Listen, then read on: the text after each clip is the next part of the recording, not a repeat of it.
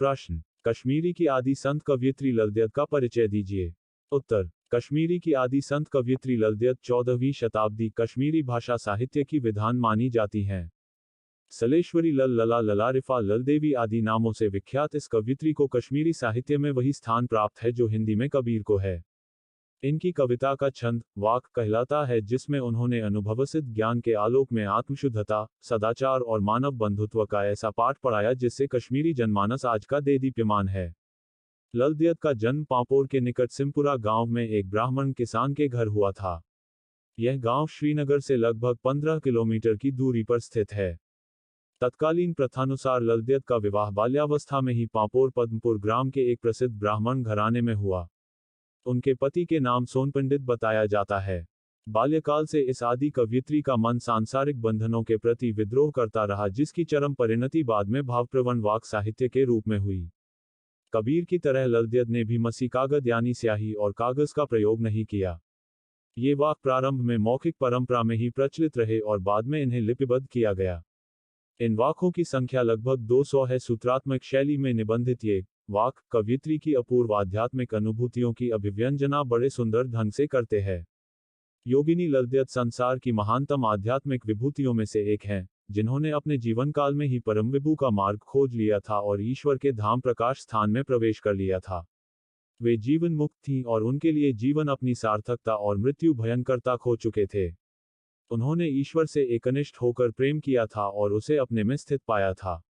ललदयत के समकालीन कश्मीर के प्रसिद्ध सूफी संत शेख नूरुद्दीन वली नंद ऋषि ने कवयित्री के बारे में जो विचार व्यक्त किए हैं, उनसे बढ़कर उनके प्रति और क्या श्रद्धांजलि हो सकती है।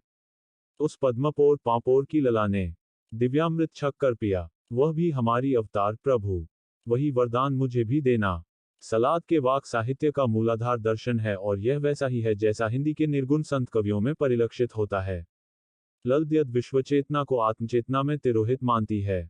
सूक्ष्म अंतर्दृष्टि द्वारा उस परम चेतना का आभास होना संभव है। यह रहस्य उन्हें अपने गुरु से ज्ञात हुआ। गुरु ने एक रहस्य की बात मुझे बताई, बाहर से मुख मोड़ और अपने अंतर को खोज। बस तभी से बात हृदय को छू गई और मैं निर्वस्त्र नाचने लगी।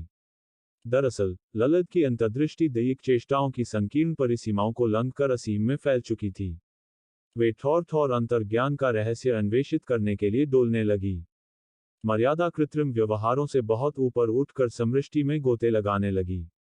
वे नाचती गाती और आनंदमग्न होकर निर्वस्त्र घूमती रहती। उनके इस असामान्य आचरण को देखकर लोग उन्हें ललमच, ललपगली कहकर पुकारते थे। पुरुष वह उन्हीं को मानती जो ईश्वर से डरते हों, और ऐसे पुरुष उनके अनुसार इस संसार में बहुत कम थे।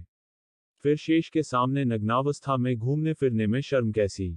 ललदयत उस सिद्ध अवस्था में पहुंच चुकी थी जहां स्व और पर की भावनाएं लुप्त हो जाती है, जहां मान अपमान निंदा स्तुति राग विराम आदि मन के संकुचित होने को ही लक्षित करते हैं, जहां भौतिक काया मिथ्याभासों और क्षुद्रताओं से ऊपर उठकर विशुद्ध स्फुरणों का केंद्रीभूत पुंज बन जाती है।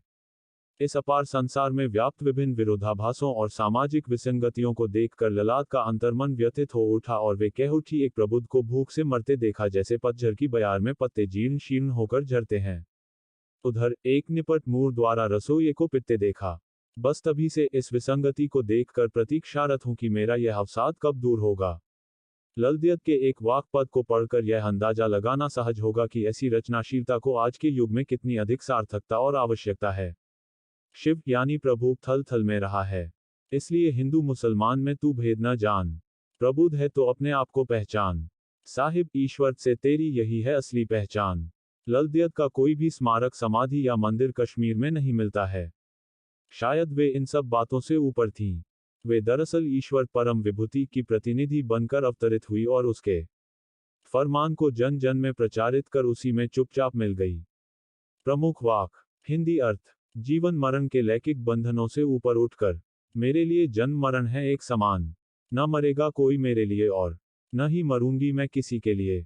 एक, गगन तू, भूतल भी तू, तू ही दिन पवन और रात अर्ध्य, पुष्प चंदन पानी सब कुछ तू, फिर चढ़ाऊं क्या तात।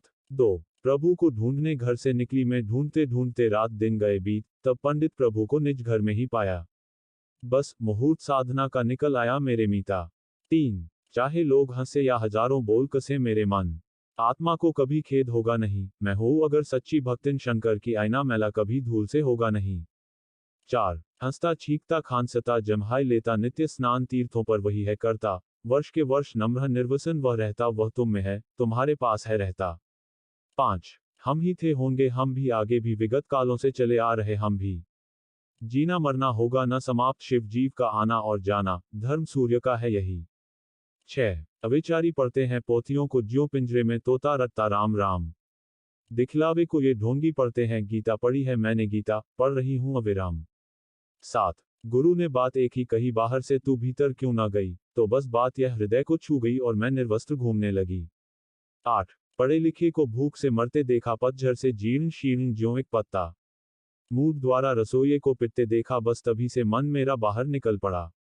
9 मरेगा कौन और मारेंगे किसे, मारेगा कौन मारेंगे किसे, भई हर हर छोड़ जो घर घर कहे बस, मरेगा वहीं और मारेंगे उसे। 10 धुल गया मैल जब मन दर्पण से अपने में ही उसे स्थित पाया तब सर्वत्र दिखने लगा वह और व्यक्तित्व मेरा शून्य हो गया। प्रस्तुति समापन। आपका धन्यवाद। Disclaimer: This notes has been made after a lot of research, yet the accuracy of the answers may vary. The author assumes no responsibility or liability for any errors or omissions in the content of this notes.